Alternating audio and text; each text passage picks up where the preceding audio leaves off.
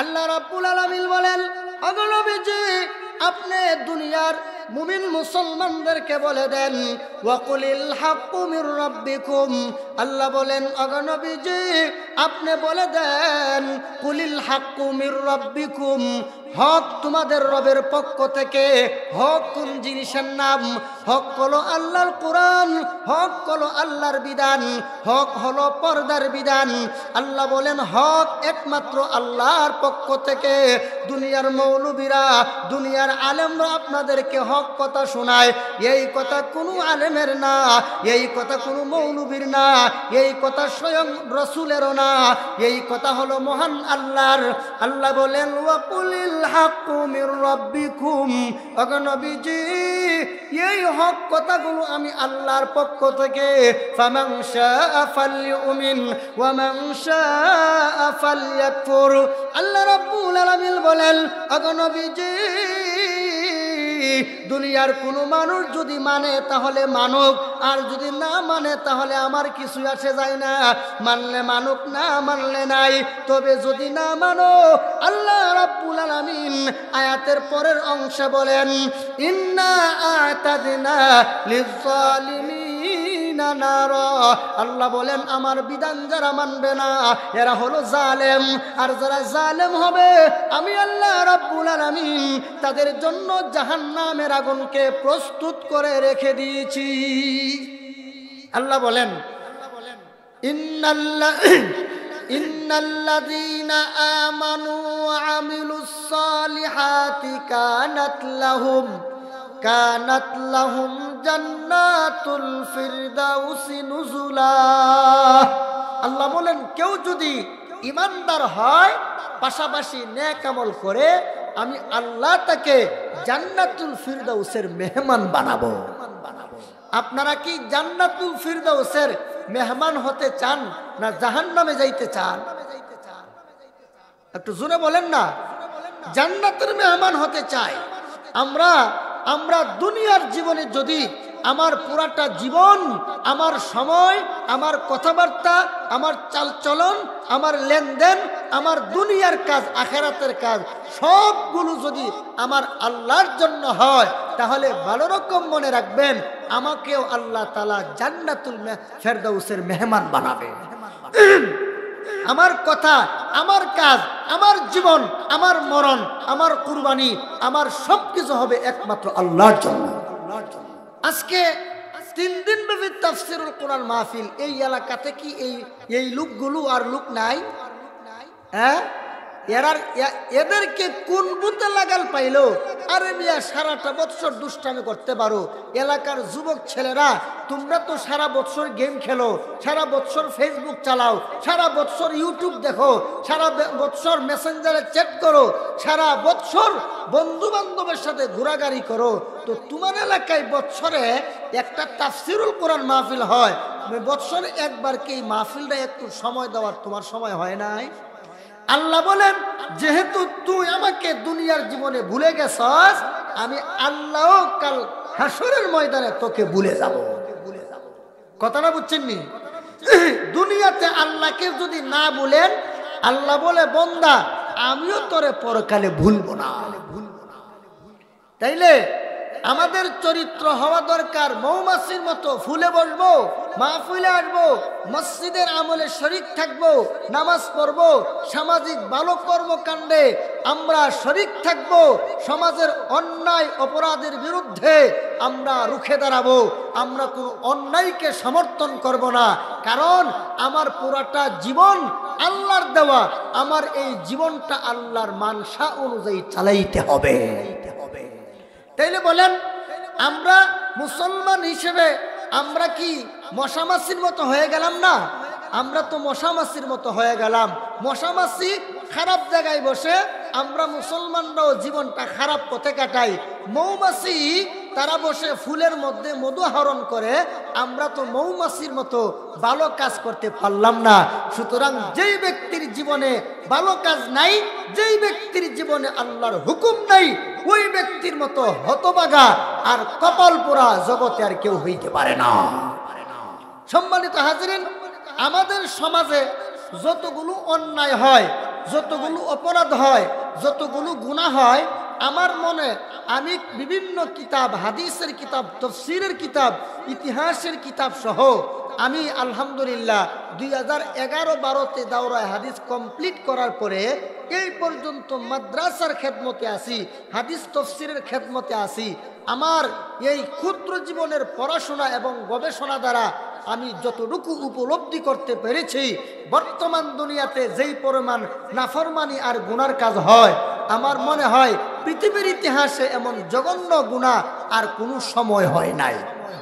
বর্তমানে A to Z সব ধরনের গুনাহ হচ্ছে। এর মধ্যে জঘন্য একটা গুনার নাম হলো সুদ। সুদখোর আসেনি এলাকায়, কম না বেশি? বেশি। এমনি দেখা যাক খুব নামাজি, দাড়ি, টুপি, জুব্বা, পাঞ্জাবি দেখলে মনে হয় এইমাত্র মক্কা মদিনা জিয়ারত করে আসছে, এইমাত্র দেওবন্দ ফাঁস করে আসছে, এইমাত্র আল আজহার মদিনা ভার্সিটি ফাঁস করে আসছে। তার চেহারা সুরত দেখলে অথচ উনি সুদখোর, অথচ তিনি সুদখোর। এমন লোক আসেনি? আছে। তারপরে এমনি দেখা যায় 5 ওয়াক্ত নামাজ পড়ে, সামনের কাতারে বৈশা নামাজ পড়ে, আর ইমামের মুয়াজ্জিনের ভুল ধরতে ধরতে তার সারাটা জীবন গেছে। আর কাহারও বদনাম করার সুযোগ নাই। যত খারাপ মৌলবীরা খারাপ, যত খারাপ ইমাম খারাপ, মুয়াজ্জিন খারাপ, উনি খুব ভালো। এমন লোক আসেনি? আরে জোরে বলেন। ও মিয়া, ইমাম মুয়াজ্জিন আর আলেমদের বদনাম পরে করো, আগে তোমার ঘর সামলাও। তোমার ছেলে যে গাঞ্জা খায় ওইটা প্রতিরোধ করতে পারো না? তোমার মেয়ে, তোমার বাচ্চা, তোমার বউ বেপরদা চলে, ওইটা প্রতিহত করতে পারো না? যাহা পারো না সেটা করো, সেটা করতে পারো না। তোমার ঘর ঠিক করো, তারপরে বাহির নিয়ে চিন্তা করো। জোরে কোন ঠিক কিনা? এজন্য সুদ আর বেপরদা আমাদের সমাজে এত মহামারী ধারণ করছে। আল্লাহ, এমন একটা ঘর নাই যে বেপরদা চলে না, এমন একটা ফ্যামিলি নাই যে সুদ না খাইলেও সরাসরি কোনো না কোনো ভাবে সুদের সাথে জড়িত। বলেন এই দুইটা গুনাহ ছোটখাটো গুনাহ না জঘন্যতম গুনাহ? জঘন্যতম গুনাহ। ও মা বোন, আজকের মাহফিলে নাকি অনেক মা বোন আসছে, আমাকে বলছে, এই জন্য মা বোনদের ব্যাপারে কিছু কথা বলবো। আপনারা আমার কথাগুলো হৃদয়ঙ্গম করার চেষ্টা করবেন, মনোযোগ দিয়া শোনার চেষ্টা করবেন। আপনাদেরকে আল্লাহ কি বলছেন, কিভাবে চলার জন্য বলেছেন, সেই কথাগুলো আজকের মাহফিল থেকে আপনারা নিয়ে যাবেন। সম্মানিত হাজিরিন, আমি আপনাদের সামনে পবিত্র কোরআনের সূরাতুল আহজাবের 32 নম্বর আয়াতে কারিমা তেলাওয়াত করেছিলাম। তেলাওয়াতকৃত আয়াতের শানে নুজুলটা হলো, রাসূলের জমানায় ইসলাম যখন কিছুটা শক্তিশালী হলো, তখন নবীর স্ত্রীগণ নবীকে গিয়া বলে, হুজুর আমাদেরকে যদি কিছু ভরণ পোষণ বাড়ায় দিতেন, সারাটা জীবন হয়তো কষ্ট করলাম, এখন ইসলাম কিছুটা শক্তিশালী হয়েছে, হুজুর আমাদেরকে কিছু ভরণ পোষণ বাড়ায় দেন, কিছু একটু বাড়ায় দিলে আমরা একটু ভালো চলতে পারবো। কারণ পারস্য এবং রোম এই দুই দেশের বাদশাহ তাদের স্ত্রীদেরকে নিয়ে সারা দুনিয়া সফর করে, জাকজমকের সাথে এরা দামি দামি অলংকার পরে, দামি দামি প্রসাধনী পরে এবং খুব জাকজমকের সাথে চলে। হুজুর তারা যদি এইভাবে জাকজমকের সাথে চলতে পারে, আপনি তো তাদের চেয়ে দামি, আপনি রাহমাতুল লিল আলামিন, আল্লাহ আপনাকে শ্রেষ্ঠত্বের আসনে সমাসীন করেছেন, তাহলে আপনার স্ত্রী হয়ে আমরা কিছু পাবো না কেন? তাইলে নবীর স্ত্রীগণ কার সাথে তুলনা দিল?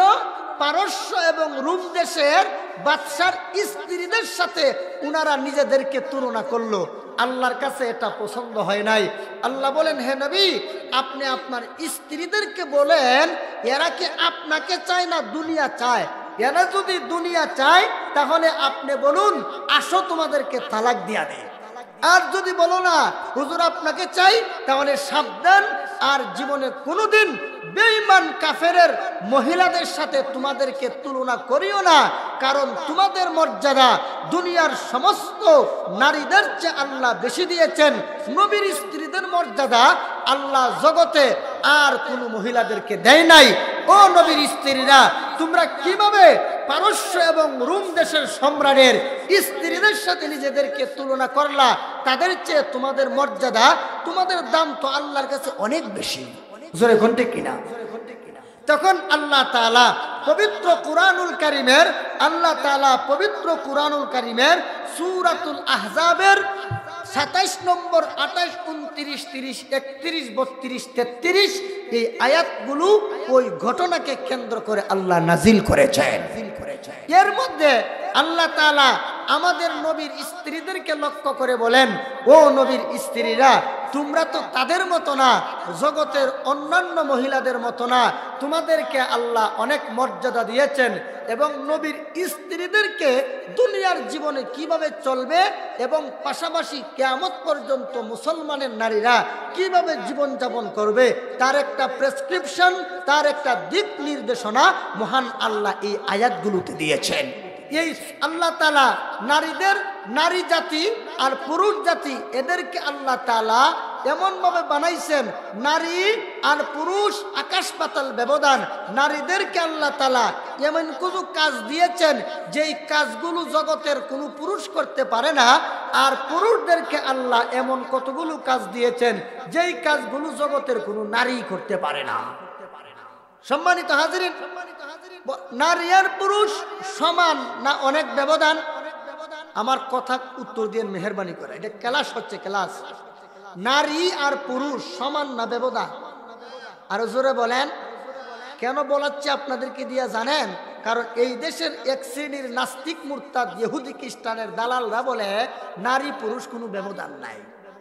আপনাদের আকীদাও কি নারী আর পুরুষ ব্যবধান নাই না আকাশ পাতাল ব্যবধান? ব্যবধান নাই কেমনে? আচ্ছা বলেন, বাচ্চা একতরফা ভাবে একচেটিয়া বাচ্চা পেটে ধারণ করতে হয় নারীদের, না কোনো পুরুষও পারে? আপনাদের এই কালীগঞ্জের কোনো পুরুষ বাচ্চা পেটে নিতে পারে? তাইলে নারী পুরুষ সমান হইল কিভাবে? যদি নারী এবং পুরুষ উভয় জাতীয় যদি বাচ্চা পেটে নিতে পারত, তাইলে বললে খাটতো যে নারী পুরুষ সমান অধিকার। ও দুনিয়ার গাঞ্জাখুরের দল, ও দুনিয়ার মাতালের গোষ্ঠী, নারী আর পুরুষ এক সমান বলো কোন যুক্তিতে? নারী আর পুরুষ তো এক না, নারী আর পুরুষের মধ্যে আকাশ পাতাল ব্যবধান। বাচ্চা পেটে নিতে হয় একচেটিয়া নারীদেরকে, বাচ্চা ভূমিষ্ঠ করতে হয় একচেটিয়া নারীদেরকে, ভূমিষ্ঠ হওয়ার পর বাচ্চাকে দুধ পান করাইতে হয় একচেটিয়া নারীদেরকে, বাচ্চা জন্মগ্রহণ করার পরে প্রস্রাব পায়খানা পরিষ্কার সহ ছোটবেলায় বাচ্চাকে লালন পালন করতে হয় একচেটিয়া নারীদেরকে। সুতরাং নারীদের জীবনে এমন আলাদা কাজ আছে যেই কাজগুলো কোনো পুরুষ করতে পারে না, আবার পুরুষের জীবনে এমন অনেক কাজ আছে যেই কাজগুলো কোনো নারী করতে পারে না। আপনারা বলুন, নারী আর পুরুষ এখন সমান রইল না ব্যবধান হয়ে গেল? ব্যবধান হয়ে গেল। কেন? কারণ নারীরা এমন কিছু কাজ তারা করতে পারে যেগুলো কোনো পুরুষ করতে পারে না। আল্লাহ বলেন, ও দুনিয়ার পুরুষেরা, তোমাদের শরীরে শক্তি আছে, তোমরা বাড়ির বাহিরে হাড় ভাঙ্গা পরিশ্রম করে তোমরা খেতে কাজ করো, তোমরা মিল ফ্যাক্টরিতে কাজ করো, তোমরা ড্রাইভিং করো, হাড় ভাঙ্গা পরিশ্রম করে মাথার ঘাম পায়ে ফেলে কষ্ট মুজাহাদা করে টাকা পয়সা ইনকাম করে এনে তোমার স্ত্রীকে রানীর মতো খাওয়াও। আর তোমার স্ত্রী কি করবে? তোমার বাচ্চা সে পেটে ধারণ করবে। একজন নারী, একজন মা তার শরীরের সমস্ত শক্তি দিয়া একটা বাচ্চাকে পেটে ধারণ করে, তুমি বাহিরে হাড় ভাঙ্গা পরিশ্রম করে টাকা পয়সা ইনকাম করে তুমি ঘরে দিবা, আর তোমার স্ত্রী তোমার বাচ্চা তোমার পেটে ধারণ করবে। এর মাধ্যমে আল্লাহ তাআলা নারীদেরকে আলাদা কাজ দিয়েছেন আর পুরুষদেরকে আলাদা কাজ দিয়েছেন। আপনারা সচেতন মানুষ, কালীগঞ্জের মানুষ তো সচেতন মানুষ, এরা বোকা না। আপনারা বলুন, নারী, সম্মানিত হাজিরিন, তাহলে কি বুঝলেন? নারী পুরুষ সমান না ব্যবধান? যারা বলে ব্যবধান এরা ইহুদি খ্রিস্টানের দালাল। বলেন, নারী আর পুরুষ সমান যারা বলে এরা কার দালাল? ওমা, আপনারা তো কিছু বলেন না, আপনাদের ইমানের মধ্যে কোনো জোর নাই। আপনারা দেখছেন না ভারতে সব মসজিদগুলো হিন্দুরা ভাঙতেছে, মোদী সরকার ভাঙতেছে, জয় শ্রীরামের ধ্বনি দিয়া তারা আকাশ পাতাল ভারী করতেছে। মুসলমানের সন্তানদেরকে দৈরা দৈরা জোর জবরদস্তি করে বলে জয় শ্রীরামের স্লোগান দাও। এরা যদি জয় শ্রীরামের বাতিল স্লোগান দিতে পারে, আমরা আপনার মুসলমানের সন্তান, আমরা কি কোরআন হাদিসে অনুষ্ঠানে মাহফিলে বসে আল্লাহর কোনো বিধানের পক্ষে জোরে কথা বলতে পারি না? তাইলে আপনারা পুতাই গেলেন কেন? পুতাইল মুড়ির মতো হয়ে গেলেন কেন? আপনারা শরীরের রক্তকে গরম করেন, কারণ ঠান্ডা রক্ত দিয়া ইসলাম কায়েম হয় নাই। আল্লাহ তাআলা মুহাম্মদুর রাসূলুল্লাহকে দীর্ঘ 13 বছর পর্যন্ত রসুলকে বললেন মক্কায় থাকেন, মক্কায় মাইর খাইলেন, ইসলাম কায়েম হয় নাই। আল্লাহ বলেন হে রাসূল মদিনায় চলে যান, সেখানে গিয়ে রাষ্ট্র কায়েম করলেন। সন্ত্রাসীদের বিরুদ্ধে মুহাম্মদুর রাসূলুল্লাহ দীর্ঘ 10 বছর জিন্দিগিতে, মাদানী জিন্দিগিতে ৬৬টা জিহাদ পরিচালনা করেছেন। প্রত্যেকটা জিহাদের উদ্দেশ্য ছিল সন্ত্রাস দমন করা। তাইলে নবী যদি ঠান্ডা রক্ত নিয়ে বসে থাকতেন, সাহাবায়ে কেরাম যদি কোনো প্রতিবাদ না করতেন, তাহলে ইসলাম কালীগঞ্জ পর্যন্ত আসতো না। ইসলাম থাকতো শুধু মক্কা মদিনায়। জোরে কোন ঠিক কিনা? তো আপনারা পুতাইল হয়ে যান কেন? অন্যায়ের বিরুদ্ধে আমাদেরকে সব সময় সোচ্চার থাকতে হবে। জোরে বলুন ঠিক কিনা? তো আল্লাহ তাআলা সূরা আহজাবের 32 নম্বর আয়াতে নারীদেরকে বলেন, ও নারী তোমরা অনেক দামি, তোমাদেরকে আল্লাহ এমন মর্যাদা দিছেন, তোমরা তো রানীর মতো ঘরে থাকবা, রানীর মতো ঘরে থাকবা, খাইবা, ঘুমাইবা, সাংসারিক কাজগুলো করবা। তুমি ড্রাইভিং করার জন্য তোমাদেরকে বানানো হয় নাই। ও মা বোনেরা, তোমাদেরকে হাড় ভাঙ্গা পরিশ্রম করার জন্য তোমাদেরকে বানানো হয় নাই। তোমাদের স্বামীরা হাড় ভাঙ্গা পরিশ্রম করবে আর তোমাদেরকে এনে খাওয়াবে। ও নারী জাতি, তোমাদেরকে আল্লাহ অনেক ভালোবাসেন, অনেক মহব্বত করেন। আল্লাহর নবীও অনেক ভালোবাসতেন। আল্লাহর নবী, উনার মেয়ে ছিল, ছেলেগুলো মারা গেল, কিন্তু মেয়েগুলো রয়ে গেল। রসুল বলেন আমি মেয়ের বাবা, আমি মেয়েদেরকে খুব ভালোবাসি, খুব মহব্বতকারী। আল্লাহ রসুল বলেন যার 3টা মেয়ে হবে, ওই 3টা মেয়েকে যদি দিনী তালিম দিয়া, দিনী শিক্ষা দিয়া, নামাজি ছেলে, দিনদার আল্লাহওয়ালা ছেলের কাছে বিবাহ দিতে পারো, আল্লাহ রসুল ঘোষণা দিয়েছেন তোমাদের জন্য আল্লাহর তৈরি জান্নাত ওয়াজিব হয়ে যাবে। তাইলে মেয়েদেরকে আল্লাহর নবী সুসংবাদ দিচ্ছেন কিনা? শুধু মেয়েদেরকে না, আল্লাহ তাআলা মাকেও অনেক সম্মান দিচ্ছেন। আল্লাহ বলেন ওয়ালা তাকুল লাহুমা উফফি ওয়ালা তানহারহুমা ওয়া কুল লাহুমা কাওলান কারীমা। ও জগতের মানুষেরা, মা বাবার সামনে দাঁড়াইয়া চেঁচামেচি করে কথা বলো না, রাগান্বিত হয়ে কথা বলো না, জোর গলায় কথা বলো না, এমনকি উফ এই শব্দটুকু মা বাবার সামনে দাঁড়া করবা না, কারণ মা বাবার মর্যাদা আল্লাহর কাছে অনেক বেশি। তাহলে বলুন, এই আয়াতে আল্লাহ তাআলা নারী জাতি, মা জাতিদেরকে সম্মান দিয়েছে কিনা? আরো জোরে বলেন। শুধু মা এবং মেয়ে কেনা, নিজের স্ত্রীকেও আল্লাহ মর্যাদা দিয়েছেন। আল্লাহ বলেন হুন্না লিবাসুল লাকুম ওয়া আনতুম লিবাসুল লাহুন। নারীরা পুরুষের জন্য পোশাক স্বরূপ, আর পুরুষরাও নারীদের জন্য পোশাক স্বরূপ। এই আয়াতের সঠিক মানে সহজ সরল ব্যাখ্যা হলো, যেমন ভাবে নারীর উপর পুরুষের কিছু দায়িত্ব আছে, পুরুষের উপরও নারীর কিছু দায়িত্ব আছে। তবে নারীদেরকে আল্লাহ সব জায়গায় জিতায়া দিছে। জোরে কোন ঠিক কিনা? নারীদেরকে আল্লাহ সব জায়গায় জিতায়া দিছে। এর মধ্যে একটা মেয়ের যখন বিবাহ হবে, বিবাহের সময় ছেলেকে মেয়ে কিছুই দিবে না, পায় না শরীয়তে। কিন্তু ও ছেলে, তুমি বিয়ে করবা, মেয়েকে মোহর দিয়ে বিয়ে করো। তাইলে মেয়েকে মোহর দিতে হয়, উল্টা ছেলেকে দিতে হয় না। এটা ইসলাম। কিন্তু আমরা দেশের একদল দুনিয়া লোভী, এরা নবীর তরিকা বিরোধী, এরা আল্লাহর বিধানের বিরোধী, এরা দুনিয়ার স্বার্থ হাসিল করার জন্য সবসময় থাকে। এরা যখন তাদের ছেলেকে বিবাহ করাইতে যায় তখন বলে, তোমার মেয়ে যে বিয়ে করায় নিমু, বলো কত টাকা দিবা, হুন্ডা দিবা না ফ্রিজ দিবা, নাকি বাজারের ভিটা দিবা, না বিদেশ যাওয়ার সময় আমার ছেলের 5 লক্ষ টাকা দিবা, আগে স্বীকার করো, তারপরে তোমার মেয়েকে বিয়ে করাবো। বরং বলুন এটা কি হালাল না হারাম? তাইলে যৌতুক যারা দাবি করে এদের মতো বেহায়া, এদের মতো নির্লজ্জ, এদের মতো নবী বিরোধী, এদের মতো আল্লাহ বিরোধী জগতে আর কেউ হইতে পারে না। কারণ আল্লাহ তাআলা জগতের মা বোনদের বিবাহের সময় আল্লাহর বিধান হলো, মা বোনের বিয়ের সময় ছেলেকে কিছু দিবে না, বরং ছেলে মেয়েকে দিয়ে আনতে হবে। কেন? আমি আমার একটা মেয়েকে জন্মর পর থেকে নিয়ে আমি বিবাহ শাদীর উপযুক্ত করলাম, কত হাজার হাজার টাকা, কত লক্ষ লক্ষ টাকা আমি আমার মেয়েটার পিছনে খরচ করলাম, শেষ পর্যন্ত আমার কলিজার টুকরা মেয়েকে একটা ছেলের হাতে উঠাই দিলাম, আমার কলিজার টুকরা সন্তান তোমারে দিয়া দিলাম, আবার টাকাও দিব। এই ধরনের মতলববাজি আর ইত্রামি জগতে আর কিছুই হইতে পারে না। তাইলে যারা বিয়ের সময় যৌতুক দাবি করে এরা কি মতলববাজ কিনা? এরা কি দুনিয়ার মতলববাজ না আখিরাতের মতলববাজ? এরা দুনিয়ার মতলববাজ, এরা আখিরাতের মতলববাজ না। এই সমস্ত মতলববাজ যারা যৌতুক নিয়ে বিয়া করো, তুমি বেহায়া, তুমি নির্লজ্জ, তোমার হায়া লজ্জা নাই।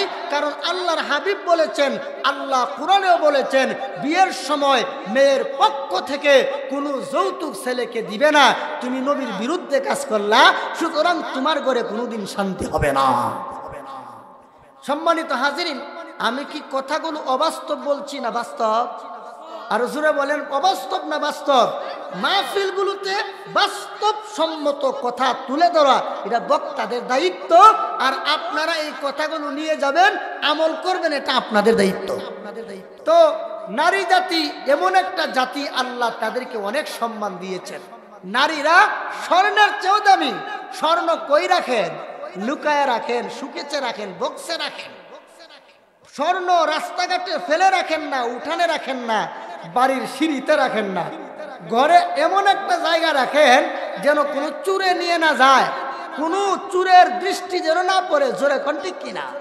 যেমন ভাবে স্বর্ণ দামি জিনিস লুকায় রাখেন চুরের হাত থেকে বাঁচার জন্য, ঠিক তেমনি ভাবে নারী জাতিরা, আমার মা বোনেরা, এরা স্বর্ণের চেয়েও দামি। এরাও লুকায় থাকবে। এরা লুকায় থাকবে কেন? একদল বদমাশ, একদল ইফতিজার লম্পট আছে, এদের কুদৃষ্টি থেকে নারীদেরকে হেফাজত করার জন্য। তাহলে মা বোনরা পর্দা করবে কেন? সমাজের বদমাশ, লম্পট, ইফতিজার যারা আছে, এদের কুদৃষ্টি থেকে, এদের কুমতলব থেকে নারীদের চরিত্র হেফাজত করার জন্য। জোরে বলুন ঠিক কিনা? কারণ আল্লাহ তাআলা নারীদেরকে অনেক আকর্ষণীয়ভাবে সৃষ্টি করেছেন। যেমন 1 নম্বরে ধরেন, আল্লাহ পাক নারীদের কণ্ঠের মধ্যে একটা মাধুর্যতা দিয়েছেন। নারীদের কণ্ঠের মধ্যে মাধুর্যতা আসেনি? আরো জোরে বলেন, আছে। কারণ নারীদের কণ্ঠ শুনে দেখা যায় এক ছেলে এক মেয়ের সাথে, এক মহিলার সাথে দীর্ঘদিন আলাপ করছে, প্রেমের আলাপ করার পরে শেষ পর্যন্ত যখন দেখা করতে গেছে, গিয়া দেখে এই মহিলা হের মার সমান। জোরে কোন ঠিক কিনা? তাইলে 2 মাস 3 মাস 6 মাস যে কথা বলছো, কিসের লোভে পড়ে? কণ্ঠের মজাই পড়ে, কণ্ঠের মজাই পড়ে। এজন্য আল্লাহ বলেন, ও নারীরা, তোমরা কণ্ঠের পর্দা করবা। আল্লাহ সূরা আহজাবের 32 নম্বর আয়াতে নারী জাতির কণ্ঠের পর্দা করার জন্য আল্লাহ আদেশ করেছেন। আয়াতটা শুনেন, তরজমা শুনেন, এরপরে সামনে যাব ইনশাআল্লাহ। আল্লাহ বলেন, ইয়া নিসা আন-নাবী লাস্তুন্না কাআহাদিম মিনান নিসাই ইন ইত্তাকাইতুন্না ফালা তাখদা'না বিল কওল فلا تخضعن بالقول فيطمع الذي في قلبه مرض وقلن قولا معروفا আল্লাহ বলেন, ও জগতের নারী, বিশেষ করে ও নবীর স্ত্রীরা, তোমরা জগতের অন্য মহিলাদের মতো না। তোমরা যদি আল্লাহকে ভয় করো তাহলে তোমরা তোমাদের আওয়াজের পর্দা করো। অর্থাৎ ভিন্ন পুরুষের সাথে যদি কোনো সময় কথা বলতে হয় তাহলে মায়ার সুরে কথা বলবা না, মধুর সুরে কথা বলবা না। তোমরা আবার কর্কশ ভাষায়ও কথা বলবা না, মায়ার সুরেও না, কর্কশ ভাষায়ও না, মধ্যম পন্থায় কথা বলবা। কেন? মায়ার সুরে যদি কথা বলো, মধুর সুরে যদি কথা বলো, তাহলে পুরুষটা তোমার প্রতি লিপ্সা করবে। আর যদি কর্কশ ভাষায় কথা বলো, পুরুষটা কষ্ট পাবে। সেরকম ঠিক কিনা? মনে করেন আপনি মোবাইলটা রাইখা দোকানে গেছেন, এমত অবস্থায় আপনার বন্ধু যদি আপনারা ফোন দেয় আর আপনার বউ যদি ফোনটা রিসিভ করে যদি বলে, আপনার স্ত্রী যদি ফোনটা রিসিভ করে বলে যে, এক মিয়া আর ফোন দেওয়ার টাইম পান নাই, উনি বাসাত নাই, কেন ফোন দিলেন, আর ফোন দিবেন না, তো এইভাবে যদি ধমকায় কথা বলে, পুরুষটা কষ্ট পাইবনি? আরো জোরে বলেন। আর যদি বলে, হ্যালো হ্যালো, আপনার ওই বন্ধু তো এই একটু দোকানে গেছে, সাজায়া গুছায়া, এর আর কণ্ঠ তো আমি আর নকল করতে পারি না, তো আচ্ছা ভাই আরেকদিন ফোন দিয়েন, কথা বলুন না। তো এইভাবে যদি আকর্ষণীয়ভাবে কথা বলে, তখন বন্ধু কি মনে করবো যে আমার বন্ধুর বউয়ের কণ্ঠটা তো বড় সুন্দর রে, না জানে আমার বন্ধুর বউটা কি সুন্দর, তাইলে একদিন দেখা দরকার। জোরে কোন ঠিক কিনা? এই যে বদমাইশ চরিত্রহীন লম্পট যারা, তাদের মতলববাজি শুরু হয়ে যায় গলার কণ্ঠ শুনে। জোরে বলুন ঠিক কিনা? এজন্য আল্লাহ বলেন, জগতের কোনো বদমাশ, জগতের কোনো লম্পট, জগতের কোনো ইফতিজার যেন কোনো নারীর কণ্ঠ শুনে নারীকে উত্ত্যক্ত না করে, রাস্তাঘাটে ইফতিজিং না করে। এজন্য মহান আল্লাহ বলেন, ও নারীরা, তোমরা অনেক দামি, অনেক মূল্যবান বস্তু, এজন্য তোমার কণ্ঠের প্রদর্শন করো না। আমরার দেশে অনেক গায়িকা আছে, আইসা জায়গায় জায়গায় বাউল গান করে কিনা? এরা সুন্দর কণ্ঠ দিয়া গান গায়া সমাজের যুবকদের চরিত্র নষ্ট করে। আল্লাহ কয়, আমি বলছি কণ্ঠের পর্দা করার জন্য তুই না কইরা গান গা, তুই আয়, তোর গলার মধ্যে জাহান্নামের মালা পরাই দিন। আল্লাহ বলেন, ইয়া নিসা আন-নবী লাস্তুন্না কাআহাদিম মিনান নিসাই ইন ইত্তাকাইতুন্না ফালা তাখদা'না বিল কওল فلا تخضعن بالقول فيطمع الذي في قلبه مرض وقلن قولا معروفا। ও নারীরা, তোমরা মধুর কণ্ঠে কথা বলো না, তোমরা নেই সঙ্গত কথা বলো। মধুর কণ্ঠে কথা বললে অপর পুরুষ তোমার প্রতি লিপ্সা করবে, আর যদি কর্কশ ভাষায় কথা বলো, পুরুষটা কষ্ট পাবে। কোনো মানুষের মনে কষ্ট দেওয়া জায়েজ নাই, হারাম। জোরে বলুন ঠিক কিনা? আল্লাহ বলেন, কোনো ব্যক্তি যদি কোনো মুমিন নারী অথবা কোনো মুমিন পুরুষকে কষ্ট দেয় আর যদি ক্ষমা না চায়, তাহলে আল্লাহ বলেন তাদের জন্য জাহান্নামের শাস্তি অবধারিত। তাহলে মানুষকে কষ্ট দিলে তার কপালে জাহান্নামের আগুন ছাড়া কিচ্ছু নাই। তাহলে আল্লাহ পবিত্র কোরআনের সূরাতুল আহজাবের 32 নম্বর আয়াতে নারী জাতির কণ্ঠের পর্দা করার জন্য আল্লাহ বিশেষভাবে আল্লাহ জোর দাবি দিয়ে আল্লাহ এই আদেশ দিয়েছেন। কত নম্বর আয়াত গেল? আপনারা কি আমার কথা বুঝে বিরক্ত হচ্ছেন না তো? হুজুরে যে রিংটং বাজায় না, একটা রিংটং আছে না বয়ানের মধ্যে, রিংটং বাজাচ্ছে না, হুজুর কি ওয়াজ করে? আচ্ছা ভাই, আপনাদের ইমানের উপরে হাত রেখে বলেন, রিংটং বাজানির নাম কি? ওয়াজ। ওয়াজ কারে কয়?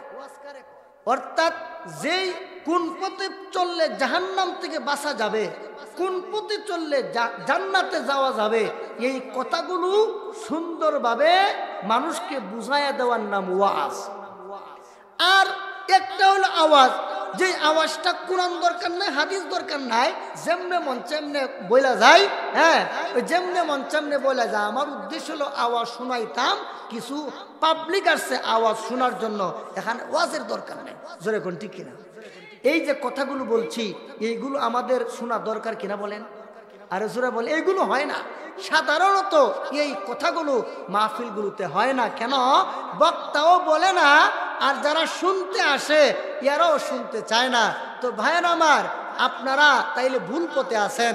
আপনারা যতদিন পর্যন্ত কোরআন সুন্নাহর সহি কথাগুলো না শুনবেন ততদিন পর্যন্ত হেদায়েত পাবেন না।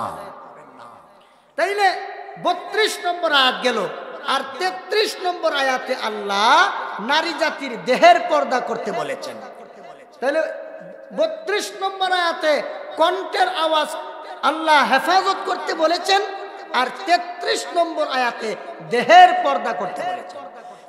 33 নম্বর আয়াতে আল্লাহ বলেন, وَقَرْنَ فِي بُيُوتِكُنَّ وَلَا تَبَرَّجْنَ تَبَرُّجَ الْجَاهِلِيَّةِ الْأُولَى وَأَقِمْنَا الصَّلَاةَ وَآتِينَا الزَّكَاةَ وَأَطِعْنَا اللَّهَ وَرَسُولَهُ। আল্লাহ বলেন, ও মুসলমানের নারীরা, তোমরা তোমাদের বসবাসের ঘরে থাকো। আল্লাহ সূরা আহজাবের 33 নম্বর আয়াতে কি বলছেন? ও মুসলমানের নারীরা, তোমরা পার্কে যাও, ড্রিম হলিডে যাও, এটা বলছে? আর জোরে বলেন। আমাদের দেশের এক শ্রেণীর সেই লাইন, এক শ্রেণীর মহিলা পান, এক শ্রেণীর মহিলা আছে, এরা ওইখানে না গেলে এদের তৃপ্তি মিটে না। জোরে কোন ঠিক কিনা? ও মহিলা জাতি, তোমাদেরকে আল্লাহ তাআলা শিশু পার্কে যাওয়ার জন্য বানান নাই। ও মহিলা জাতি, আল্লাহ তোমাদেরকে ড্রিম হলিডে যাওয়ার জন্য বানান নাই। দুনিয়ার জীবনে আল্লাহর হুকুম মতো চলো, দেখবা আমি আল্লাহ তোমাকে পুরা জান্নাতই তোমার জন্য পার্ক বানায়া দেব। জোরে বলুন সুবহানাল্লাহ। তাইলে মুসলমানের নারীদেরকে আল্লাহ কোথায় থাকতে বলছেন? ঘরে ঘরে। আল্লাহ বলেন, وَقَرْنَ فِي بُيُوتِكُنَّ وَلَا تَبَرَّجْنَ تَبَرُّجَ الْجَاهِلِيَّةِ الْأُولَى। ও মুসলমানের নারীরা, তোমরা তোমাদের বসবাসের ঘরে থাকো। সুতরাং মহিলাদের জন্য তাদের বসবাসের ঘর কর্মস্থল। ইহুদি খ্রিস্টানের দালালরা বলে মৌলবীরা মহিলাদেরকে ঘরে থাকতে বলে কেন? ঘর নারীদের বন্দিশালা বানায় ফেলাইছে মৌলবীরা। ও আল্লাহ বলেন, এ দুনিয়ার গাঞ্জাখুরের দল, মহিলাদের জন্য তাদের বসবাসের ঘর বন্দিশালা নয়, বরং কর্মস্থল। আচ্ছা বলেন, মহিলাদের জীবনে আলাদা কিছু কাজ আসেনি? বাচ্চা ভূমিষ্ঠ করা ঘরের সুবিধা না রাস্তাঘাটের সুবিধা? আপনারা কথাগুলো খেয়াল করে শুনবেন। মহিলাদের জীবনে অনেক আলাদা কাজ আছে, যেই কাজগুলো পথে ঘাটে করা যায় না, ড্রাইভিং সিটে বসে করা যায় না, সচিবালয়ে করা যায় না, সংসদের চেয়ারে বসে এই কাজগুলো মহিলারা করতে পারে না। এইগুলো ব্যক্তিগত কিছু কাজ আছে, যেই কাজগুলো ঘরেই শোভা পায়। জোরে বলুন ঠিক কিনা? যেমন সন্তান জন্ম দেওয়ার জন্য সচিবালয় সুবিধা না ঘর সুবিধা? বাচ্চাকে দুধপান করানোর জন্য সংসদ ভবন সুবিধা না নিজের ঘর সুবিধা? মাসিক ঋতুস্রাবের ঝামেলা সহ্য করার জন্য বাহিরে সুবিধা নাকি ঘর সুবিধা? তাইলে নারীদের জীবনে এমন আলাদা কাজ আছে, যেই কাজগুলো বাহিরে করা যায় না, ঘরে করতে হয়। এই জন্য আল্লাহ বলেন, নারীদের জন্য তাদের বসবাসের ঘর বন্দিশালা নয়, কর্মস্থল। আল্লাহ বলেন, وَقَرْنَ فِي بُيُوتِكُنَّ وَلَا تَبَرَّجْنَ تَبَرُّجَ الْجَاهِلِيَّةِ الْأُولَى। ও নারীরা, তোমরা তোমাদের বসবাসের ঘরে থাকো। এখন নারীদের বসবাসের ঘর কর্মস্থল, পুরুষের কর্মস্থল হলো বাহিরের সেক্টর যা আছে। খেতে কামারে কাজ করবে পুরুষেরা, ড্রাইভিং করবে পুরুষেরা, মেল ফ্যাক্টরি ইন্ডাস্ট্রিজে কাজ করবে পুরুষেরা, আর মহিলারা করবে ঘরের ভিতরে। তাহলে পুরুষের জন্য বাহিরটা হলো কর্মস্থল, মহিলার জন্য ঘর হলো কর্মস্থল। আচ্ছা বলেন, পুরুষের কর্মস্থল বাহির হলেও মাঝে মধ্যে ঘরে আসতে হয় কিনা? বিশ্রাম নেওয়ার জন্য আসতে হয় না? ঘুমানোর জন্য আসতে হয়, খাবার জন্য আসতে হয়, বিশ্রাম নেওয়ার জন্য আসতে হয়, হয় কিনা বলেন? তাইলে পুরুষের কর্মস্থল বাহির হওয়ার পরেও মাঝে মধ্যে ঘরে আসতে হয়, হয় কিনা?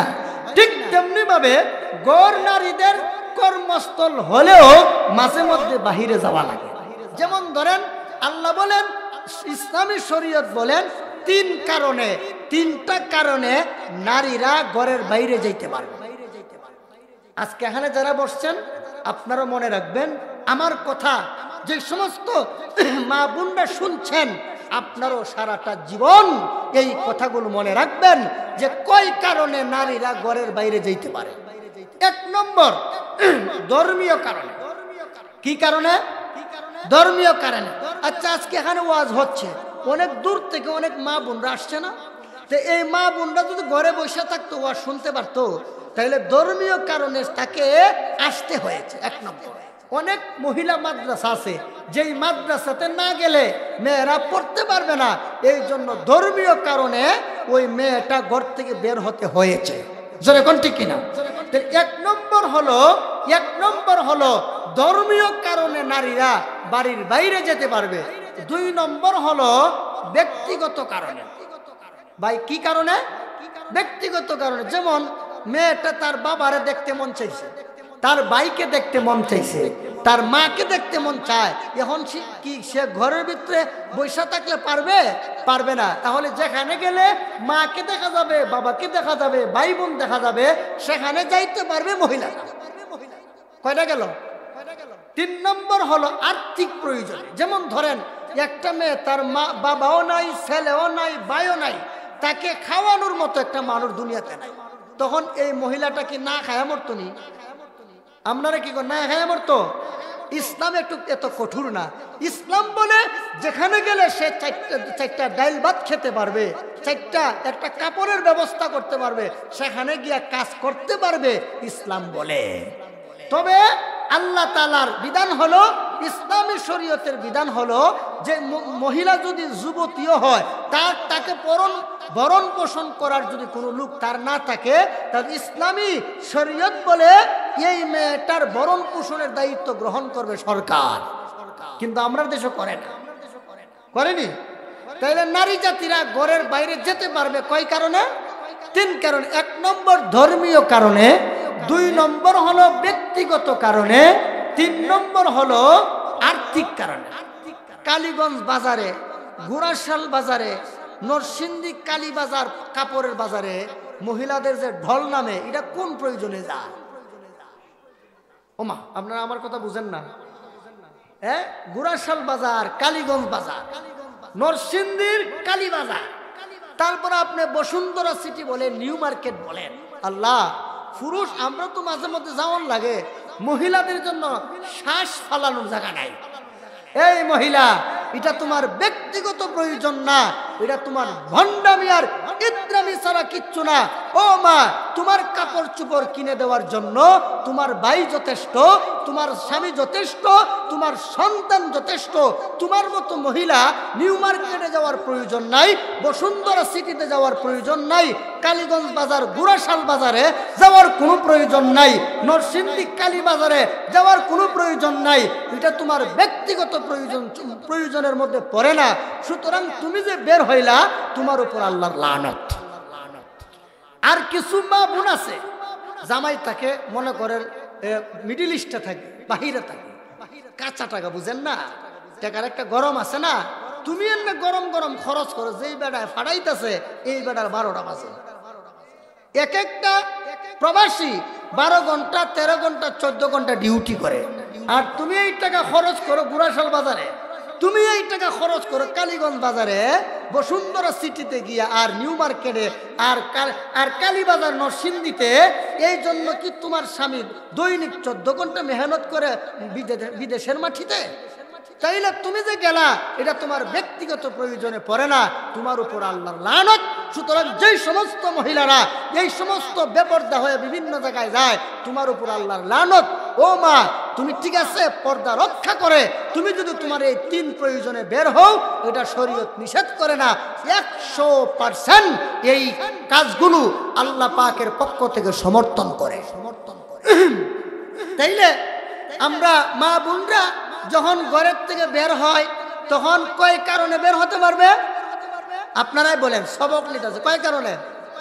1 নম্বর, 2 নম্বর,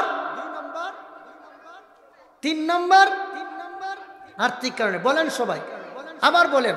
মহিলা জাতি ঘরের বাইরে যেতে পারবে কয় কারণে? 1 নম্বর 2 নম্বর 3 নম্বর আর্থিক কারণ। ব্যক্তিগত কারণের মধ্যে এটাও আছে, অসুস্থ, ঘরে বসে থাকলে অসুস্থ হয়ে মারা যাবে, এই জন্য যেখানে গেলে সুচিকিৎসা পাওয়া যাবে সেখানে মহিলাটা যাইতে পারবে। তো মা বোনরা যেমন ভাবে কণ্ঠের পর্দা করবে, ঠিক তেমনি ভাবে দেহের পর্দা করবে। এখন মহিলারা 3 প্রয়োজনে ঘর থেকে বের হলো, হওয়ার পরে কেমন বুরকা পরবে এটার একটু বিশ্লেষণ হওয়া দরকার আছে না? আমরা দেশের বুরকা পরলে যুবকরা আরো এই বুরকাওয়ালির পিছনে লেলায়া ছুটে। জোরে কোন ঠিক কিনা? বুরকা কেমন হবে কান খাড়া করে শুনেন মা বোনেরা। 1 নম্বর, বুরকাটা মোটা কাপড়ের হওয়া লাগবে। এমন পাতলা কাপড় যেন না হয় যেই কাপড়টা পরলে, যেই বুরকা পরলে তার বুরকার ভিতরে যে আরেকটা 3 পিস আছে অথবা শাড়ি আছে ওইটা যেন দেখা না যায়। তাইলে 1 নম্বর শর্ত বুরকার জন্য মোটা কাপড়ের হওয়া লাগবে। 2 নম্বর, বুরকার মধ্যে কোনো কারুকার্য থাকা যাবে না, নকশি থাকা যাবে না। আপনি যদি কারুকার্য খচিত বিভিন্ন পাথর টাথর দিয়া বিভিন্ন রকমের ফুলওয়ালা বুরকা পরা বের হন, তখন পুরুষেরা ছেলেরা বলবে মহিলাটারে দেখতে না পারলেও বুরকাটা তো দেখলাম, বুরকাটা বড় সুন্দর রে। যেই মহিলা এত সুন্দর বুরকা পরছে এটার ভিতরে মহিলারা না জানে কেমন সুন্দর। তাইলে তোমার বুরকা দেখে তোমার প্রতি একটা যুবক আকৃষ্ট হয়ে গেল। তাহলে 1 নম্বর শর্ত বুরকার জন্য মোটা কাপড় হওয়া লাগবে। 2 নম্বর হলো কারুকার্য থাকতে পারবে না, নকশা থাকতে পারবে না, নকশি থাকতে পারবে না, একেবারে সাদা মাটা হতে হবে। কাপড় দামি পরেন সমস্যা নাই, কিন্তু সাদা মাটা, কোনো কারণে কারুকার্য, কোনো অবস্থাতেই কারুকার্য থাকা যাবে না। কয়টা শর্ত? 3 নম্বর হলো বুরকাটা যেন টাইট ফিট না হয়, যে এমন ভাবে বুরকা বাঁধছেন আপনার শরীর অনুভব হয়, এমন হওয়া যাবে না। বুরকা হতে হবে দিলে ডালে। যেমন এই কাপড়ের ভিতরে একটা মানুষ যে আছে, মানুষটা কত মোটা চিকন এটা যেন অনুভব করা না যায়, এই 3 শর্ত রক্ষা করে আপনাকে বুরকা পরতে হবে। এখন আপনারা বলেন আমাদের দেশের মা বোনরা বুরকা যে পরে এই 3টা শর্ত রক্ষা করেনি? রক্ষা করে না, রক্ষা তো করেই না। বিভিন্ন রকমের কালার কুলার, বিভিন্ন রকমের কারুকার্য খচিত বুরকা পরে যখন রাস্তায় বের হয়, আবার উনার আসল জিনিস যেটা, যেই জিনিসটা হলো চেহারাটা বাইর করে যায়। আচ্ছা, আপনাদের দেশে নতুন বউ দেখতে আসলে কোন অঙ্গ দেখায়? কয় যে ফাউ দেখা জান গায় এটা বলে না, চেহারা দেখায়। তাহলে চেহারা হলো মূল, চেহারা হইলা সবচেয়ে বড় আকর্ষণের বস্তু। তো তুমি বুরকা পরছো কোন কাজের লাগে? এটা খুললা ভালাও, যেহেতু তুমি চেহারা খোলা রাখছো, তাহলে এই বুরকা পরার তো কোনো মানে নাই। এক লোক সারা রাত্র মাছ ধরে ডুলার মধ্যে রাখলো, সকালে যখন ডুলার টান দিল দেখা গেল একটা মাছও নাই, তাইলে কি প্রমাণ হইল? ডুলার তলা না। তাইলে যতই তুমি মাছ ধরো সারা রাত, ডুলার তলা না থাকার কারণে যেমন সারা রাত্রের মেহনত বিফলে যায়, ঠিক তেমনি ভাবে একজন মহিলা এত টাকা খরচ করে বুরকা বানাইলো, বুরকা বানায়া গায়ে দিয়ে বের হলো, কিন্তু তার চেহারা খোলা থাকার কারণে এই বুরকা পরারও 4 আনা পয়সার দাম নাই। কথা বুঝে আসছেন? এজন্য আল্লাহ বলেন, ও নারীরা, তোমরা 3 কারণে বাড়ির বাইরে যাইতে পারবা। বাড়ির বাইরে যাওয়ার সময় বুরকা পরে যাইতে হবে। বুরকা পরে যাইতে হবে যে এই বিধানটা আল্লাহ সূরা আহজাবের আরেক আয়াতে বলেন।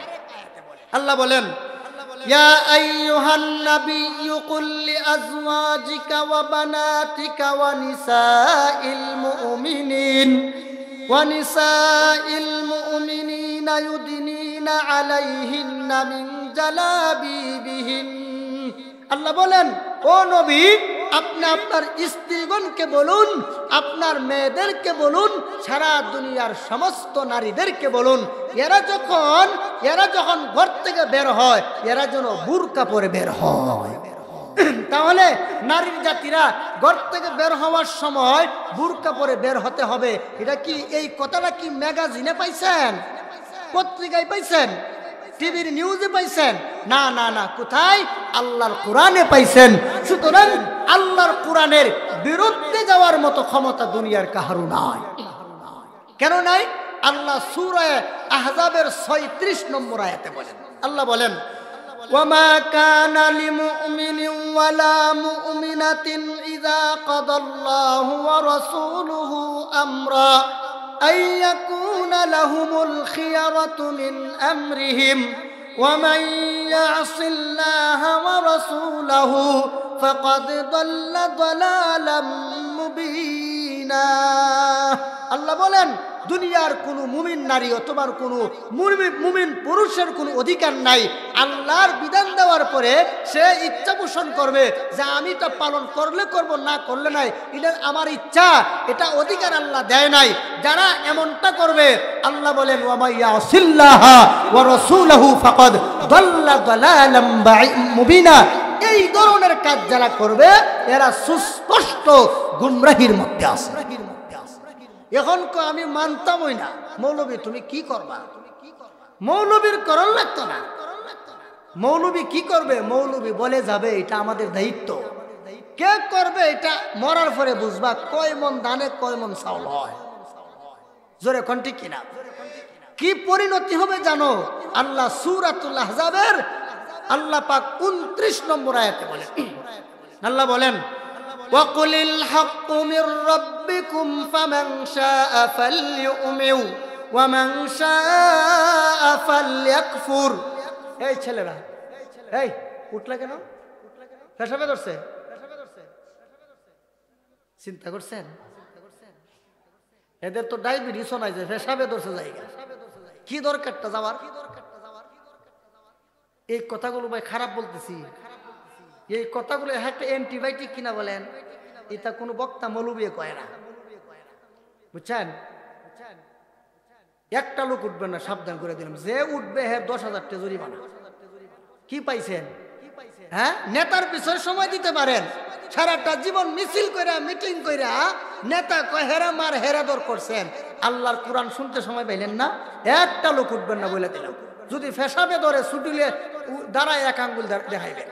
কারণ এখন আমি উস্তাদ, আপনারা ছাত্র, কি বলেন? যদিও আমি বয়সে ছোট, কিন্তু আল্লাহ যেহেতু টুকটাক কিছু কোরআনের জ্ঞান আমাকে দান করছেন, আল্লাহর দয়ায় আপনাদেরকে শুনাইতেছি। এখন দৈরা নেন যে আমি এখন উস্তাদের জায়গায়, আপনারা ছাত্র জায়গায়। উস্তাদ মানতে অসুবিধা আসেনি। কেন অসুবিধা নাই জানেননি? আমি উমরা করতে গেলাম, সৌদি আরবের বিভিন্ন সাইনবোর্ডের মধ্যে অনেক কিছু লেখা থাকে, হাদিস লেখা থাকে। দেখলাম এক হাদিসও লেখা আদাবানি রব্বি ফাআহসানা তাদিবি। এটা হাদিস। হাদিসের অর্থ হলো আমার রব আমাকে উত্তম আদব শিক্ষা দিয়েছে। তাহলে আমাদের নবীর মতো আদবওয়ালা নবী আসেনি? আরো জোরে বলেন, আমাদের নবীর মতো আদবওয়ালা নবী নাই। কেন? উনি হলেন আদবওয়ালা নবী, আর আমরা হলাম আদবওয়ালা নবীর আদবওয়ালা উম্মত। যেহেতু আমরা আদবওয়ালা উম্মত, এই জন্য আমরা আলেমদেরকে সম্মান দিতে জানি, আলেমদেরকে উস্তাদের স্থানে মানি। জোরে কোন ঠিক কিনা? তো এই নারী জাতিরা আল্লাহ পাক তাদেরকে বলেছেন যে তোমরা যদি বলো যে মৌলবীর কি এত চেঁচামেচি করার দরকার আছে, আমি চেঁচামেচি করি না গো মা, ও বোন, এটা আমার কথা না। সূরা আহজাবের আর সূরাতুল কাহাফের আল্লাহ পাক 29 নম্বর আয়াতে বলেন, যারা বলে যে মানলে মানুম না মানলে নাই, তোমরা তো চুলকানি কেন? আমার চুলকানি না, তোমার চুলকানির কারণে হাসরের ময়দানে তোমার অবস্থা 12টা বাজবে। জোরে কোন ঠিক কিনা? সম্মানিত হাজিরিন, আল্লাহ বলেন ওয়াকুলিল হাক্কু মির রাব্বিকুম ফামান শাআ ফালইউমিন ওয়া মান শাআ ফালইয়াকফুর। আল্লাহ বলেন, আল্লাহ রাব্বুল আলামিন বলেন, ওগো নবীজি আপনি দুনিয়ার মুমিন মুসলমানদেরকে বলে দেন ওয়াকুলিল হাক্কু মির রাব্বিকুম। আল্লাহ বলেন, ওগো নবীজি আপনি বলে দেন কুলিল হাক্কু মির রাব্বিকুম, হক তোমাদের রবের পক্ষ থেকে। হক কোন জিনিসের নাম? হক হলো আল্লাহর কোরআন, হক হলো আল্লাহর বিধান, হক হলো পর্দার বিধান। আল্লাহ বলেন হক একমাত্র আল্লাহর পক্ষ থেকে। দুনিয়ার মৌলবীরা, দুনিয়ার আলেমরা আপনাদেরকে হক হক কথা শোনায়, এই কথা কোনো আলেমের না, এই কথা কোনো মৌলবীর না, এই কথা স্বয়ং রাসূলেরও না, এই কথা হলো মহান আল্লাহর। আল্লাহ বলেন ওয়াকুলিল হাক্কু মির রাব্বিকুম, ওগো নবীজি এই হক কথাগুলো আমি আল্লাহর পক্ষ থেকে, ফামান শাআ ফালইউমিন ওয়া মান শাআ ফালইয়াকফুর। আল্লাহ রাব্বুল আলামিন বলেন ওগো নবীজি দুনিয়ার কোনো মানুষ যদি মানে তাহলে মানুক, আর যদি না মানে তাহলে আমার কিছু আসে যায় না। মানলে মানুক, না মানলে নাই। তবে যদি না মানো, আল্লাহ রাব্বুল আলামিন আয়াতের পরের অংশে বলেন ইন্না আ'তাদনা লিয-যালিমিনা নারা। আল্লাহ বলেন আমার বিধান যারা মানবে না এরা হলো জালেম, আর যারা জালেম হবে আমি আল্লাহ রাব্বুল আলামিন তাদের জন্য জাহান্নামের আগুনকে প্রস্তুত করে রেখে দিয়েছি। মানতা না, জালেম হয়ে গেল, আমি আল্লাহর জাহান্নামের শাস্তি তোমাদের জন্য প্রস্তুত যারা আমি আল্লাহর বিধান মানবে না। এখন মৌলবীরে বইকে লাভ নাই, তুমি তোমার আল্লাহরে বকো, জোরে কোন ঠিক কিনা? অনেক মহিলা থাকতে পারে যে মৌলবীর কোনো কাম নাই, না আমার আর কোনো কাম নাই, আমার কাজ হলো আল্লাহর পক্ষে কথা বলা, জোরে বলুন ঠিক কিনা? ভাইয়ের আমার, আমরা যদি জালেম হয়ে যাই, আমরা যদি আল্লাহর বিধান থেকে দূরে সরে যাই তাহলে আমাদের লস। আমরা যদি আল্লাহর বিধান মতো চলি তাহলে আমাদের লাভ। আল্লাহ বলেন বান্দা তুমি যদি আমার বিধান মতে চলো তাহলে আমি আল্লাহ তোমাকে দুনিয়ার জীবন সমাপ্ত হওয়ার পর তোমাকে আমি আল্লাহ জান্নাতে 10টা দুনিয়ার সমান একটা জান্নাত দিব। ও বান্দা জান্নাতে যদি যাও তাহলে কেমন নাজ ও নিয়ামত দেওয়া হবে। আল্লাহ রাব্বুল আলামিন যখন জান্নাত বানাইলেন, জান্নাত বানানোর পরে আল্লাহ বলেন ও জিবরাইল যাও জান্নাতটা কেমন বানাইলাম একটু ঘুরে দেখে আসো, আমার তৈরি জান্নাত একটু দেখে আসো। আর আমার আল্লাহর মেসেজ পাইয়া, আল্লাহর অর্ডার পাইয়া জিবরাইল তিনি জান্নাতে গেলেন। জান্নাতে গিয়া ঘুরতেছে, আল্লাহর জান্নাত কত সুন্দর, আল্লাহর জান্নাতের মতো তুলনা হয় না। আল্লাহ রাব্বুল আলামিন হাদিসে কুদসির মধ্যে বলেছেন আদাতু লিইবাদিয়াস সালিহিনা মা লা আইনুর রাআত ওয়ালা উযুনু সামিআত ওয়ালা খাতারা আলা কলবি বাশার। আল্লাহ রাব্বুল আলামিন বলেন এ দুনিয়ার বান্দা আমি আল্লাহ তোমাদের জন্য এমন জান্নাত বানাইলাম যেই জান্নাত কোনো মানুষ কোনোদিন চক্ষু দ্বারা দেখে নাই, অন্তর দ্বারা কোনোদিন কল্পনা করে নাই। এত সুন্দর জান্নাত যখন আল্লাহ বানাইলেন, আল্লাহ রাব্বুল আলামিন জিবরাইলকে পাঠাইলেন। জিবরাইল জান্নাত ঘুরে ঘুরে দেখতেছে, আর খুব ভালো লাগে যে আল্লাহর নেককার বান্দারা এখানে অবস্থান করবে। ভাইয়ের আমার, হঠাৎ করে জিবরাইল দেখলেন জান্নাত আলোকিত হয়ে গেল। জান্নাত আলোকিত হয়ে যাওয়ার কারণ তিনি বুঝতে পারলেন না। তিনি ভাবলেন হয়তো আল্লাহর নূরের তাজাল্লি দেখা দিয়েছে, তাই তিনি আগে থেকে সারেন্ডার হইয়া আল্লাহর নূরের সামনে মাথা নত করে ফেললেন। ভাইয়ের আমার, যেই মাত্র জিবরাইল মাথা নত করে সেজদায় পড়ে গেলেন আর ভাবলেন আল্লাহর নূর চমকাচ্ছে, এমনি জান্নাতের ভিতর থেকে ডাক আসতেছে জিবরাইল রে তুমি কেন জান্নাতের ভিতরে, তুমি কেন সেজদায় পড়ে গেলা? তখন জিবরাইল বলেন আমি আল্লাহর নূরের তাজাল্লি দেখেছি, এই জন্য আগে থেকে সারেন্ডার হইয়া মাথা নত করে সেজদায় পড়ে গেলাম। তখন জান্নাতের ভিতর থেকে কে যারে বলতেছে এ জিবরাইল এটা জান্নাতের কোনো, এটা আল্লাহর কোনো নূরের তাজাল্লি না, জান্নাতের অন্য কোনো আলো না। তুমি জিবরাইল জান্নাতে পাইচারি করতেছো, হাঁটা চলা করতেছো, তোমার এই হাঁটা চলা দেখে আমি মুস্কি হেসে দিলাম। আমি একজন জান্নাতি হুর, আমি একজন জান্নাতি মহিলা, তোমার হাঁটা চলা দেখে আমি মুস্কি হেসে দিলাম। আমি মুস্কি হাসি দিতে যাইয়া আমার দাঁতগুলো যে বের হয়েছে, আমার দাঁতের আলোতে পুরা জান্নাত আলোকিত হয়ে গেছে। তাইলে আল্লাহর বিধান যদি মানেন তাইলে এই পরিণতি, এই নাজ ও নিয়ামত আপনারা পাবেন। জোরে বলুন সুবহানাল্লাহ। ভাইরা আমার, শুধু তা না, ফুলসিরাতের ব্রিজ পার হওয়ার সময় জাহান্নামী ফেরেশতাও আছে, জান্নাতি ফেরেশতাও আছে। যখন জাহান্নামীরা দেখবে গাঞ্জাখুর যাইতেছে, জিনাখুর যাচ্ছে, কাফের যাচ্ছে, মুশরিক যাচ্ছে, এমনি ধরে ফেলবে আর কইব কই যাও? তো জান্নাত দেখো। জান্নাত, জান্নাত কিসকো কাহতে হে বুঝাই দিব। জোরে কোন নাউজুবিল্লাহ, কোন নাউজুবিল্লাহ। ভাই আমার, আর যখন আল্লাহ ওয়ালা দুনিয়ার জীবনে আল্লাহর হককে হক বলেছে, যারা দুনিয়ার জীবনে আল্লাহর বিধানকে মেনে চলেছে, যাদের বুঝে আসুক আর না আসুক, আমার মনে আমার বুঝে আসুক আর না আসুক, আমার মন চাই বা না চাই, আমার আল্লাহ যা বলেছে তা সত্য, আমি বুঝে নিলাম, গ্রহণ করে নিলাম, আমল করলাম। আল্লাহ বলেন, এই জাতীয় বান্দারা যখন ফুলসিরাত পাড়ি দিয়া আমার জান্নাত পর্যন্ত আসবে, ভাইয়ের আমার, ফুলসিরাতের ব্রিজের গোড়ায় আল্লাহর তৈরি রহমতের ফেরেশতা থাকবে।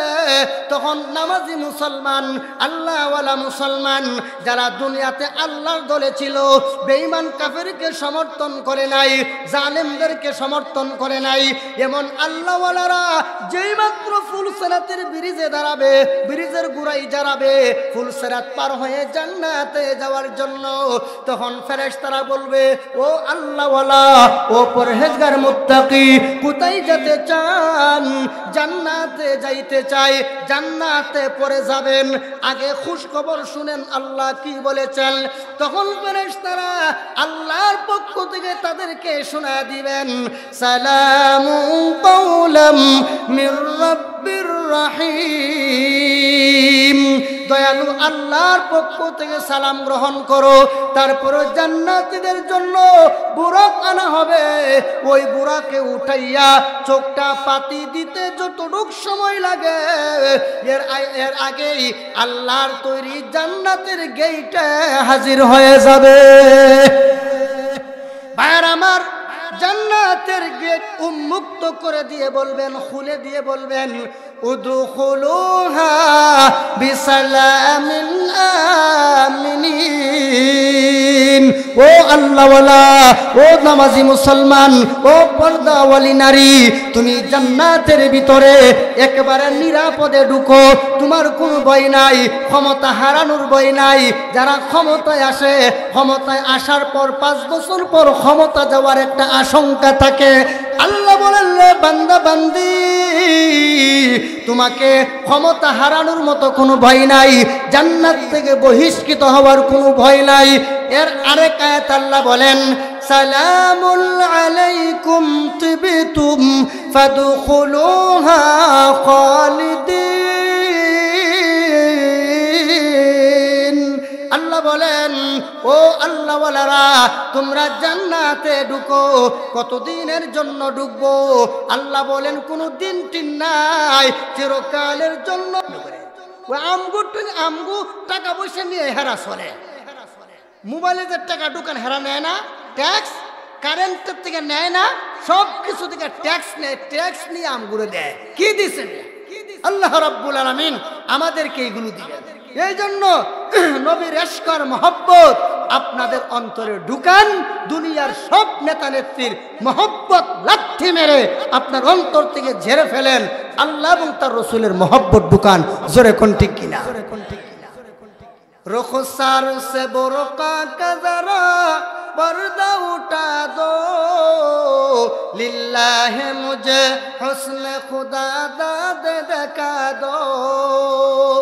ऐ बहर करम सदका हुसैन बिन अली का, प्यासा हूँ मुझे शरबत दीदार पिला दो। मैं दूर हूँ मजबूर हूँ ऐ सैयद आलम, दीदार दिखाते नहीं आवाज सुना दो। मैं दूर हूँ मजबूर हूँ ऐ सैयद आलम, दीदार दिखाते नहीं आवाज सुना दो। जोरे कौन सुबहान अल्लाह। खानाए काबा का मंजर ऐ खुदा दिखला मुझे, मक्का वो शहर मदीना देखने को दे मुझे। हाजिया सब देखते हैं राह में गार हिरा, जिसमें हजरत मुस्तफा चुप कर बुलाते थे तुझे। ज़ोरे कौन अल्लाहु अकबर। मुहम्मदुन अशरफुल अअराबी वल अजमी, मुहम्मदुन खैरु मन यमशी अला क़दमी, मुहम्मदुन बासितुल मारूफ जामिउहु, मुहम्मदुन साहिबुल इहसान वल करमी, मुहम्मदुन ताजु रसूलिल्लाहि कातिबतन, मुहम्मदुन सादिकुल अक़वालि वल कलिमी। जोरे कौन सुबहानाल्लाह। এইগুলো আমার নবীর শান, এটা আমার নবীর মর্যাদা। দুনিয়ার নেতা নেত্রীদের কোনো মর্যাদা নাই। এরা সব সময় জনগণকে শোষণ করতে জানে, এরা জনগণকে শাসন করতে জানে, কিন্তু জনগণের অধিকার দিতে জানে না। এজন্য তাদের পথ পরিহার করুন, আলেমদের পথে চলুন। ইনশাল্লাহ সুম্মা ইনশাল্লাহ সেদিন বেশি দূরে নয়, সারা দেশে শান্তি বিরাজ করবে। জোরে কোন ঠিক কিনা? ও মিয়া, পাহাড় দেখছো, পাহাড়ের গভীরতা দেখো নাই? সমুদ্র দেখছো, সমুদ্রের গভীরতা দেখো নাই? আলেম দেখছো, আলেমের সম্মান কতটুকু সেটা তোমরা দেখো নাই। জোরে কোন ঠিক কিনা? এক মিনিট। আমরা আলেমদেরকে মৌলবীর কি ইজ্জত আর সম্মান আছে? আর হারামখোর, গাঞ্জাখোর, মদখোর, জিনাখোর, তোর কাছে মৌলবীর সম্মান নাই। আমার নবী পবিত্র জবান দ্বারা বলে গেছেন, খায়রুকুম মান তাআল্লামাল কুরআন ওয়া আল্লামা। যারা কোরআন শিখে, যারা কোরআন শিখায়, এরাই দুনিয়ার সর্বশ্রেষ্ঠ। জোরে কোন সুবহানাল্লাহ। এজন্য মৌলবীরা তো লাগবেন না। নিজের চুলকানিটা নিজের চুলকান ভালো লাগবে। আপনার যদি চুলকানি লাগে, আরেকজনের যদি কোন যে চুলকায়া দেন, আপনি মজা পাইবেন না। নিজেরটা চুলকাইতে খুব মজা পাওয়া যায়। অতএব নিজের চুলকানে নিজের চুলকান। আলেমদের পিছনে পড়বেন না। আলেমদের মর্যাদা আকাশচুম্বী। দুনিয়ার গাঞ্জাখোরদের কাছে আলেমের মর্যাদা নাই, দুনিয়ার হারামখোরদের কাছে আলেমের মর্যাদা নাই, দুনিয়ার ইহুদি খ্রিস্টানের দালালদের কাছে আলেমদের মর্যাদা নাই। আলেমদের মর্যাদা আছে নবীর কাছে, আল্লাহর কাছে। জোরে কোন ঠিক কিনা? এক মিনিটে পরিচয়টা দিয়ে আমি আমার কথাগুলো শেষ করছি। সেটা হলো, আলেম পাহাড় দেখছো, পাহাড়ের গভীরতা দেখো নাই। সমুদ্র দেখেছো, সমুদ্রের গভীরতা দেখো নাই, পাহাড়ের ওজন দেখো নাই। আলেম দেখেছো, আলেমের মর্যাদা কতটুকু সেটা দেখো নাই। সম্মানিত হাজিরিন, আমি আপনাদের এই কালীগঞ্জের জামাই, বাটিরা আমার শ্বশুর বাড়ি, কথা বুঝছেন। আমার বাড়ি হবিগঞ্জ। আমি 2011 সালে আমি সাহেব প্রতাপ মাদ্রাসা নরসিংদীতে ওখানে দাওরা হাদিস কমপ্লিট করে আমি 2014 থেকে 21 পর্যন্ত ওই সাহেব প্রতাপ মাদ্রাসায় খেদমতে ছিলাম। এখন ঢাকা আছি এক মাদ্রাসার খেদমতে। তো আমি যেটা বলতে চাচ্ছি সেটা হলো, তোমরা তো মৌলবীর ইজ্জত দিতে জানো না। আজকের ঘটনার পরে তোমাকে ইজ্জত দিতেই হবে, না দিয়ে কোনো উপায় নাই। আমার মতো যদুমধু আল্লাহ আমাকে দিয়েও হাদিসের খেদমত করান। আমি যার কাছে হাদিসের কিতাব পড়েছি, আমার উস্তাদ শাইখুল হাদিস হযরত আল্লামা মুজিবুর রহমান হাফিজাহুল্লাহ, শাইখুল হাদিস ও প্রিন্সিপাল সাহেব প্রতাপ মাদ্রাসা নরসিংদী, হুজুর আমার বুখারীর উস্তাদ। উনার উস্তাদ ছিলেন শাইখুল হাদিস আল্লামা আব্দুল আজিজ হাটহাজারি রহমাতুল্লাহি আলাইহি। উনি ছিলেন, উনার উস্তাদ ছিলেন শাইখুল আরব ওয়াল আজম সৈয়দ হুসাইন আহমদ আল মাদানী রহমাতুল্লাহি আলাইহি। উনার উস্তাদ ছিলেন মাহমুদুল হাসান দেওবন্দি। উনার উস্তাদ ছিলেন হযরত আল্লামা কাসেম নানতুবি। উনার উস্তাদ ছিলেন শাহ আব্দুল গনি আল মুজাদ্দিদি। উনার উস্তাদ ছিলেন শাহ ইসহাক মুহাদ্দিসে দেহলভি। উনার উস্তাদ ছিলেন শাহ আব্দুল আজিজ মুহাদ্দিসে দেহলভি। উনার উস্তাদ ছিলেন ভারত উপমহাদেশের সমস্ত আলেমের সনদ যেখানে গিয়া ঠেক খেয়েছে তিনি ছিলেন মুসনাদুল হিন্দ হযরত শাহ ওলিউল্লাহ মুহাদ্দিসে দেহলভী। উনার উস্তাদ ছিলেন আবু তাহের আল মাদানী, উনার উস্তাদ ছিলেন ইব্রাহিম আল কুর্দি আল মাদানী, উনার উস্তাদ ছিলেন আহমদ আল কুশাসি, উনার উস্তাদ ছিলেন শামসুদ্দিন মুহাম্মদ ইবনে আহমদ ইবনে মুহাম্মদ আর রামালি, উনার উস্তাদ ছিলেন আহমদ জাকারিয়া ইবনে মুহাম্মদ আবু ইয়াহইয়া আল আনসারি, উনার উস্তাদ ছিলেন হাফিজুদ দুনিয়া শিহাবুদ্দিন ওয়াল মিল্লাতি হযরত ইবনে হাজার আল আসকালানি। উনার উস্তাদ ছিলেন হযরত ইব্রাহিম ইবনে আহমদ আত-তান্নুখি, উনার উস্তাদ ছিলেন আবুল আব্বাস আল হাজ্জার, উনার উস্তাদ ছিলেন সিরাজউদ্দিন আল হুসাইন ইবনুল মুবারক আজ-জুবাইদি, উনার উস্তাদ ছিলেন আবুল ওয়াক্ত আব্দুল আউয়াল ইবনে ঈসা ইবনে শুআইব as-সিজি আল-হারাবি, উনার উস্তাদ ছিলেন আব্দুর রহমান ইবনে মুজাফফর আদ-দাউদি, উনার উস্তাদ ছিলেন আবু মুহাম্মদ আস-সারাকসি, উনার উস্তাদ ছিলেন আবু আব্দুল্লাহ বিশার আল-ফিরাওয়ারি, উনার উস্তাদ ছিলেন ইমামুল মুহাদ্দিসিন রাইসুল মুহাদ্দিসিন হযরত আল্লামা শাহ ইসমাইল আল বুখারী, যিনি বুখারী শরীফ লিখছেন। জোরে কোন সুবহানাল্লাহ। ইমাম বুখারীর উস্তাদ ছিলেন ইমাম হাম্মাদ, হাম্মাদের উস্তাদ ছিলেন পৃথিবীর ইতিহাসে হাদিস শাস্ত্রের উজ্জ্বল নক্ষত্র হযরত আব্দুল্লাহ ইবনে মুবারক, আব্দুল্লাহ ইবনে মুবারকের উস্তাদ ছিলেন ইমামুল মাশারিক ওয়াল মাগারিবি, ইমামুল আজম, সারা দুনিয়ার সমস্ত ইমামদের ইমাম ইমামে আজম আবু হানিফা।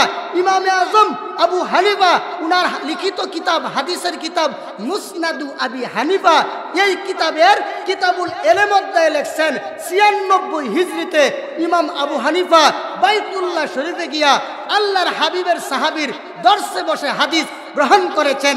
তাহলে ইমাম আবু হানিফার উস্তাদ ছিলেন নবীর সাহাবী, নবীর সাহাবীর উস্তাদ ছিলেন রাসূল করিম সাল্লাল্লাহু আলাইহি ওয়াসাল্লাম, আর রাসূল করিম সাল্লাল্লাহু আলাইহি ওয়াসাল্লাম তার উস্তাদ ছিল স্বয়ং আল্লাহ। না এখন সুবহানাল্লাহ বলার দরকার নাই। হুজুর কি বগর বগর করলেন, কিচ্ছু বুঝি না। যাদের জ্ঞান আছে, যাদের মেধা আছে, যাদের গেলু আছে, এরা ঠিকই বুঝেছে এটা আমাদের সনদ। আমার থেকে নিয়ে আল্লাহ পর্যন্ত আমাদের উস্তাদদের ধারাবাহিক পরিচয়টা দিলাম।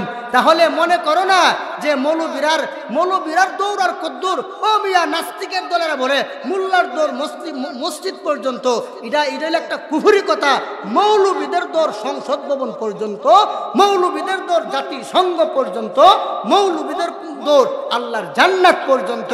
ইহুদি খ্রিস্টানরা আপনাদেরকে ভুল শিখাইছে আর বলছে মৌলার দল মসজিদ পর্যন্ত। মানে হলো মৌলবীরা মসজিদের বাইরে আর কোনো কাজ করতে পারবে না। জোরে কোন ঠিক কিনা?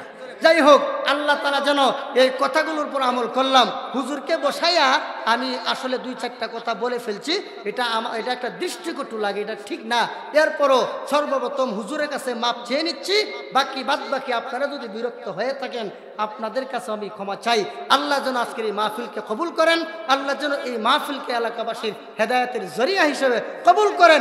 যেই সমস্ত যুবকদের অক্লান্ত পরিশ্রমে সবার সহযোগিতায় মাহফিল হয়েছে, সবাইকে যেন এর বিনিময়ে জান্নাতুল ফিরদাউসের মেহমান হিসেবে কবুল করেন, আমিন। সুবহানা রাব্বিকা রাব্বিল ইজ্জাতি আম্মা ইয়াসিফুন ওয়া সালামুন আলাল মুরসালিন ওয়ালহামদুলিল্লাহি রাব্বিল আলামিন। আসসালামু আলাইকুম ওয়া রাহমাতুল্লাহি ওয়া বারাকাতুহু।